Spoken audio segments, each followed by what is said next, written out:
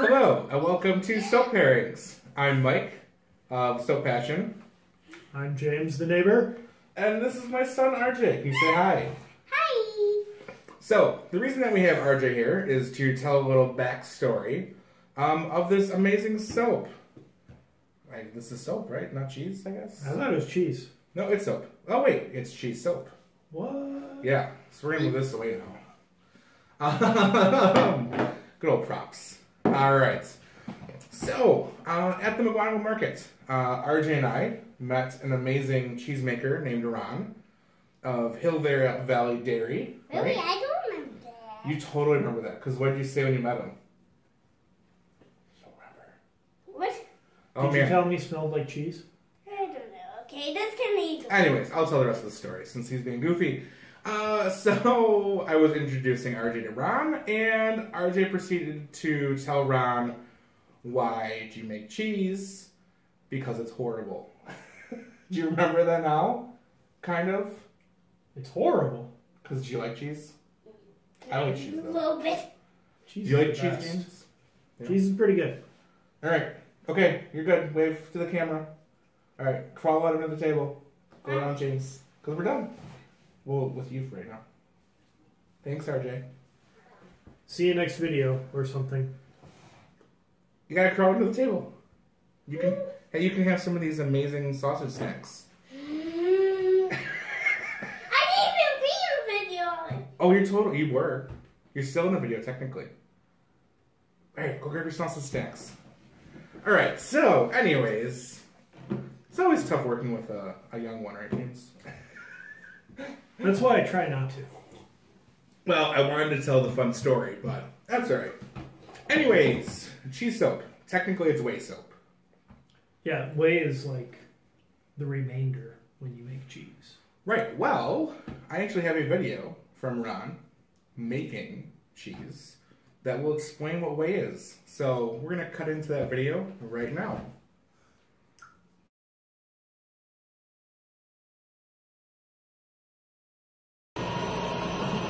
Hey there, my name is Ron Henningfeld. I am owner and cheesemaker at Hill Valley Dairy.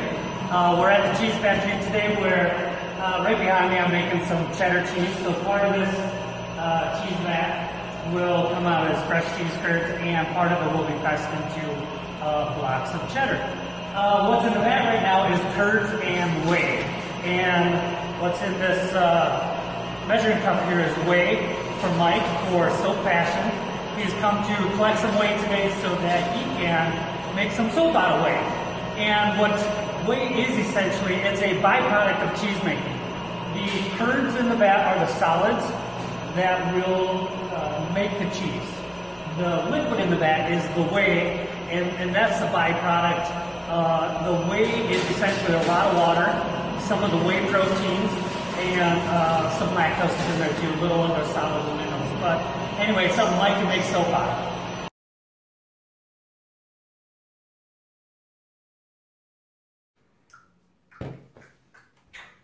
Do you take a whole bunch? He took all of it! And we're back. And in the meantime, all of the sausage that was for all of us is now gone. I was promised sausage. Well, I'm sure there's more. Alright, so the whey soap, what we did is I basically took the leftover whey from Ron, who gets his milk from local farms, and he makes it in Milwaukee. So this is a local thing, once again, that we can do, because I don't have goats, but I'm making... Is it milk goat soap. whey? Or No, it's cow whey. cow whey? Okay. But typically you see goats milk soaps. So, and I had a little bit of a conundrum while doing this, I guess. I don't know how to put it. Because typically I've only done vegan soap so far. Oh, Right. sure. So we've been a vegan soap making facility. But doing these videos that we've been doing, I'm kind of like, kind of have to go back to the basics sometimes, right? Sure. Learn how everything has been made, I guess. That was kind of my view. And I like it. And to me, it's taking something that typically is trash, right? So after the curds are made, you have this whey left over. Sometimes it's, I believe, fed to other animals, but a lot of times it's just fed to bodybuilders. Well, yes. Oh, well, you would know that. Yeah. But sometimes it gets dumped. Yeah, some of it. Farmers used to dump it in their fields. Yeah. So it's kind of taking this byproduct and turning it into something awesome. And this one is lavender essential oil. Okay. Now, I didn't ask you how it was before because I wanted to be surprised. So I dropped some off at your house earlier. You did. What do you think? I'm surprised it has lavender because it smells very just clean. Clean, okay. You know, so it's not super flowery. Okay. And I take the back. The bar is a little bit, but okay. like once you suds it up, your hands smell just clean. So, how did you like? How was the feel of the soap? Would you say? Was it a little bit softer than the normal bars that we have? A little bit, and it takes a little longer to suds. Maybe. Okay. It's almost like you got to work it for a second before the suds actually start appearing. But yeah, that's really good. Yeah, and that's typically what my experience has been with goat's milk soap. Yeah. So I think this is along the same lines. I mean, it's the protein structure that makes that changeover to that kind of softer soap. So the protein that's in the soap makes it just kind of it's basically a softer bar. Like if I wanted to break that in half, I could kind of mold it right now. Okay. I mean, it's not super soft, but I mean, it is. You can feel it. Like I don't know the best way to describe it. Yeah. I mean, if you've used goat milk soap, it basically is the same thing. So when you got the whey, was it liquid or powder? Liquid. Yeah. Okay. So then what we do for this method is there's two different ways you can do it. One way is actually using the whey directly with the lye, but you have to literally like freeze the whey and mix it.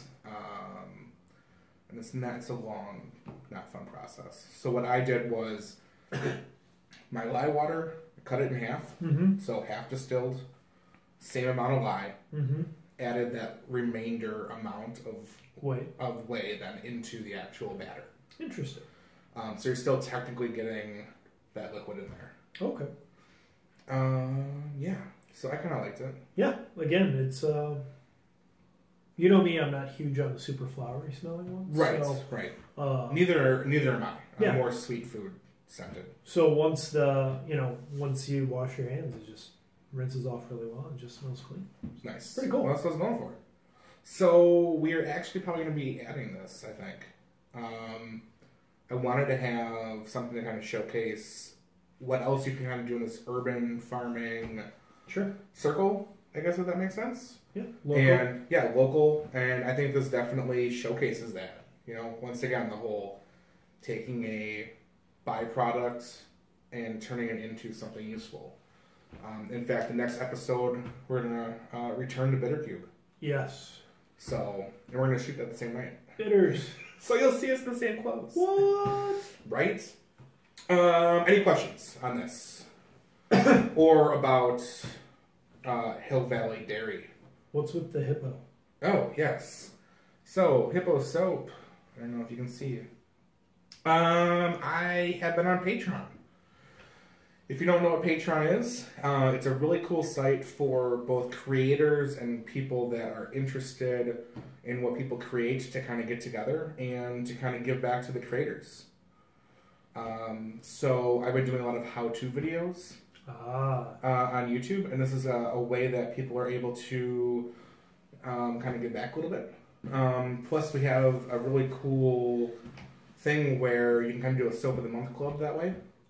So I will send at a certain level one of the melt and pour soaps. It'll be like kind of like this is the soap of the month for the melt and pour, the demo that goes with it. And then the higher you go, the more soap you get. I kind of thought of this because of last week. Our camera was saying that might be out of frame. There we go. I don't know. We're just talking at this point. Right.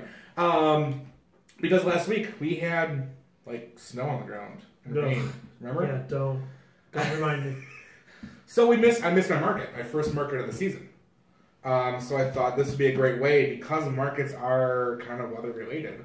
Mm-hmm. If someone was like, I want to always be stocked and I can only go once or twice a month to a market, well, right at your door. Neat. Okay. So Patreon. That makes sense. Yes, and I'll put a link in the video. And I will say, like, you've done some pretty unique designs. So. Yeah, and I think so you get some pretty neat stuff. So it might be pretty cool when you get the molds and everything. Yeah. And for me, I think it's time to kind of give back to the community and kind of be like, okay, I've had these ones for a long time. Here, this is how you do it. Just because I think more people are looking to do more crafting at home for fun. Sure. More of an experience that, I don't know, doesn't cost you $500. Yeah. At a bar or something. Experiences are good. All right. Anyways, so what's the deal? Like, share, subscribe, bell thing. I know that. All right. Thanks for watching. Bye.